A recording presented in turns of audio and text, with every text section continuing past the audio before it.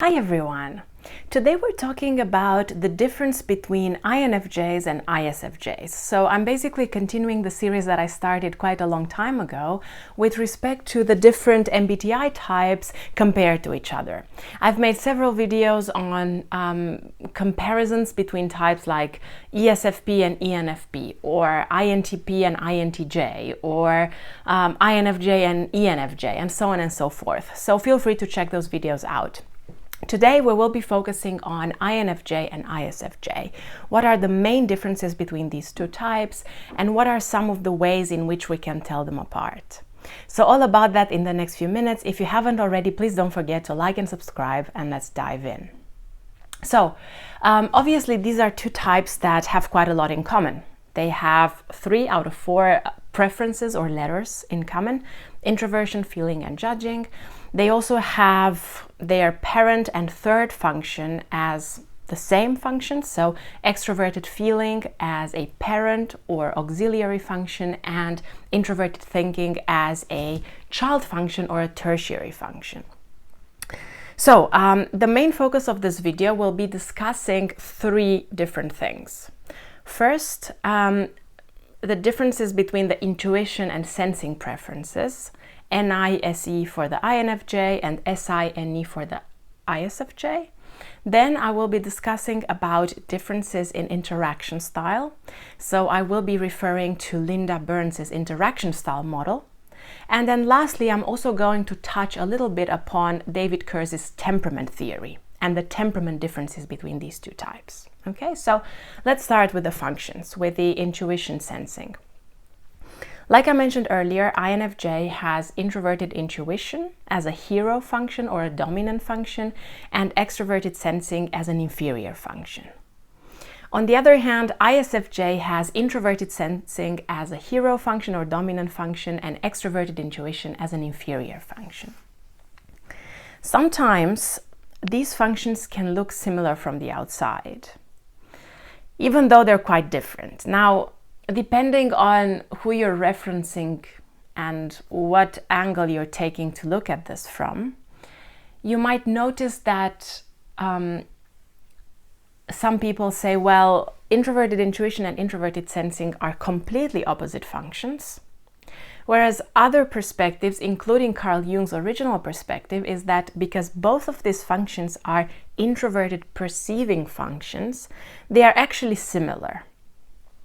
And the way Carl Jung describes introverted sensing is a bit different than a lot of current MBTI-related descriptions of these functions in particular.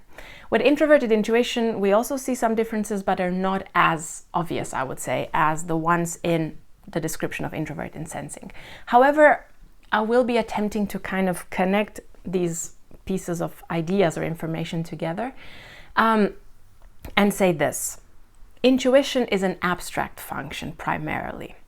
I've mentioned this in some of my previous videos where I compare different functions to each other.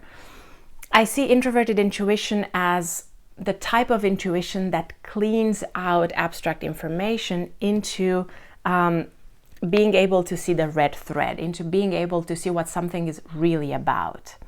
And because it is an abstract function, it is concerned with more abstract impressions of ideas, of theories, of concepts.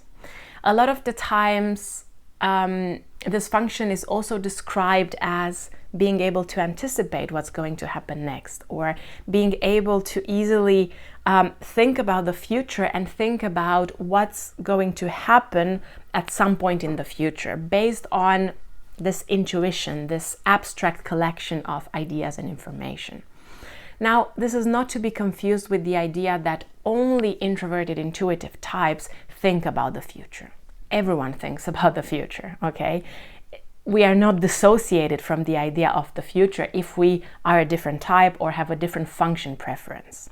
But for an introverted intuitive type like the INFJ, it is easier to think and spend more attention, more energy, more focus into that long-term future. We're not talking about tomorrow or next week.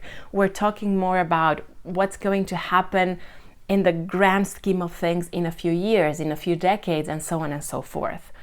Because the introverted intuitive mind is very big picture focused, it struggles with really digging into concrete details and is more likely to focus on these major ideas, major events that might happen in the future as a consequence of other previous things. On the other hand, introverted sensing, which is the dominant or hero function of the ISFJ, has a bit of a different quality to it. The original description that Carl Jung was referring to in his book Psychological Types is that introverted sensing is very attuned to impressions left onto them by their experiences. So both NI and SI have this idea of I'm perceiving something that's coming towards me and the way those things are leaving their imprint on me. But NI does it in a more abstract fashion, whereas SI does it in a more concrete fashion. SI, or introverted sensing, is also more detail-oriented, not necessarily in every way or in every context. There are types that are not SJs who can also be detail-oriented in different ways and in different contexts. However, introverted sensing is more attuned to digging deeper into a particular experience and noticing things, connecting to the more realistic components of their experience. Less likely to focus on the abstract. It's not that they do not have an ability to deal with the abstract, which is a common misconception. It's more so that they prefer focusing on concrete experience and realistic aspects rather than ideas and concepts. However, because the ISFJ has extroverted intuition as their inferior function, they are also able to explore ideas and brainstorm and be focused on possibilities and what ifs. But that's more of a playful state or a stress state. It's not necessarily their nature or something that comes very easily to them or something that they really enjoy. I have some really good friends who are ISFJs, and I notice that, when they're in a good mood and they're relaxed, sometimes they are curious about discussing a lot of different ideas. But their natural preference, something that really comes strongly and naturally to them, is to think about what they have learned from their experiences so far, how these experiences have impacted them, and how they can best make use of this in the present and in the future as well. A lot of the times, introverted sensing is also associated with rules and traditions, but not necessarily in the sense that these types are always religious or traditionalistic or boring, which is another really annoying stereotype. It's more so that because they are so attuned to their experiences and the imprint that these experiences leave on them, they are more likely to value things that they have experienced in the past, perhaps traditions as well, because they seem to have a stronger bond to them, a stronger emotional bond to them. Okay, now, if you want to find out more about the way I compare these two functions, I have a video called NI versus SI, so feel free to check that out. Otherwise, I will be moving on to the next idea or the next topic, which is differences in interaction style. Again, I'm referring to Linda Burns's model. INFJs are finishers or chart the course types, whereas ISFJs are behind the scenes types. And these two, let's say, categories have some pretty distinct traits to them or characteristics. The chart the course types, also known as the finishers, these are the INFJ, INTJ, ISTP, and ISTJ, are types that have a more direct communication style.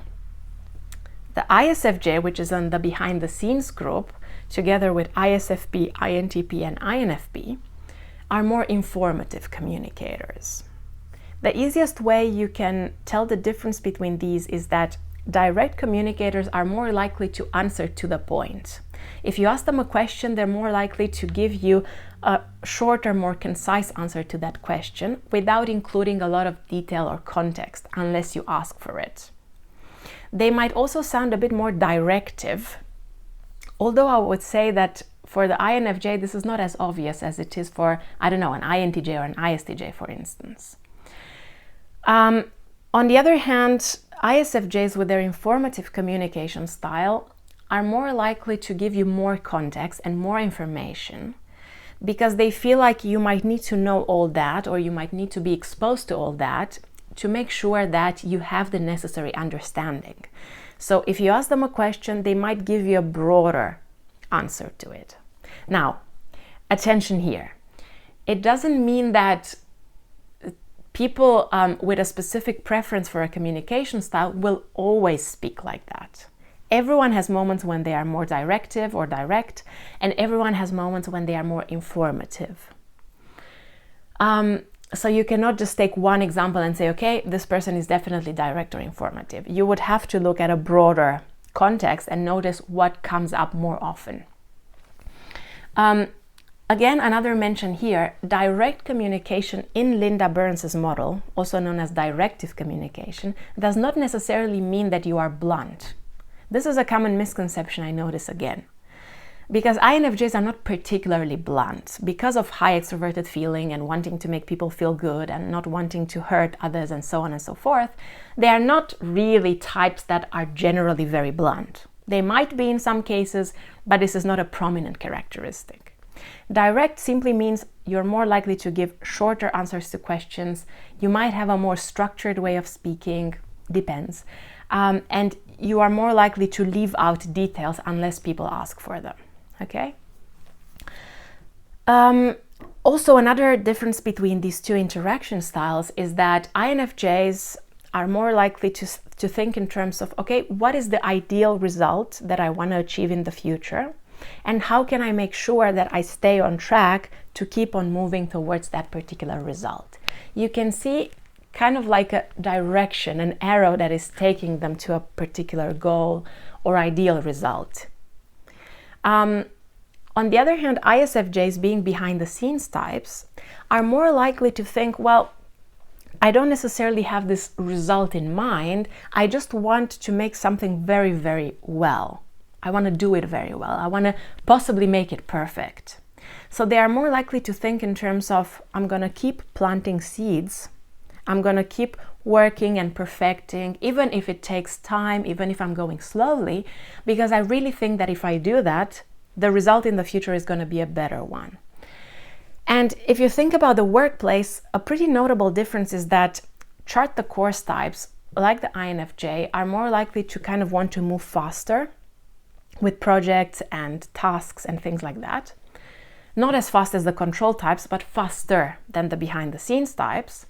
Whereas the behind the scenes types, like the ISFJ, are more likely to take a while before they achieve their first results, because they want to do it well and they want to spend time perfecting it. And then once they get it, they can become some of the most reliable people you can have around, because they've invested time and energy into understanding something, perfecting something, and now they know it. But at the beginning, it might be a little bit of a slower process. Again, not with everyone, not in every situation and every context, but it seems to be kind of like a pattern. Okay, and the last topic is temperaments, differences in temperaments. INFJs are NF types. These are also known as the idealists in David Kersh's model. ISFJs are guardians because they are SJ types. Something that these two have in common is that they are both quite cooperative. Both idealists and guardians are focused on wanting to pair up with other people, to do things well, to be there for each other, support each other, rather than compete. However, a pretty notable difference lies here, again, in the abstract versus concrete communication style. NF types, like the INFJs, are more abstract communicators. They're more abstract and idealistic because they want to uncover or discover the potential in other people, and they want to inspire people to be the best version of themselves, which sometimes takes a more future-oriented, idealistic approach. On the other hand, guardians, like the ISFJ, are more concrete in their communication style and also in the way they go about their day-to-day lives. They are more focused on preserving things, holding things together, creating a stable environment for themselves and for other people. And I would say this is an important flavor that you might want to take into account when discussing the differences between these two types. Anyway, these were the three main topics. Of course, there's more to say. Feel free to check out other videos that I've made on comparing different cognitive functions with each other, NE and SE, NI and SI. They can also be useful in this context. And also, I want to mention that for those of you who don't know, I have a newsletter and I also offer coaching sessions. The newsletter I send about once every 2 weeks. It contains of articles related to typology, but also other personality or psychology related aspects. And then in my coaching sessions, because I'm a certified professional life coach, I work with people in supporting them to engage in a process of deep self-awareness and work towards their personal development goals. So feel free to check that out in the link in the description below. And as always, thank you for being with me, thank you for watching this video, and see you next time with another video on typology.